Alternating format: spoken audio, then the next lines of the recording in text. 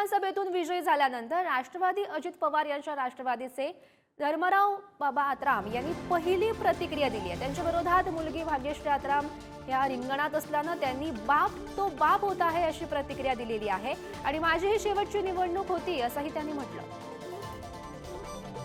मध्ये काहीच नाही, बाप बाप होते आणि त्या दृष्टिकोनातून लोकांचं इलेक्शन लोकांनी मला निवडून दिलेलं, त्यांच्या लोकांचा हार्दिक आभार मानतो।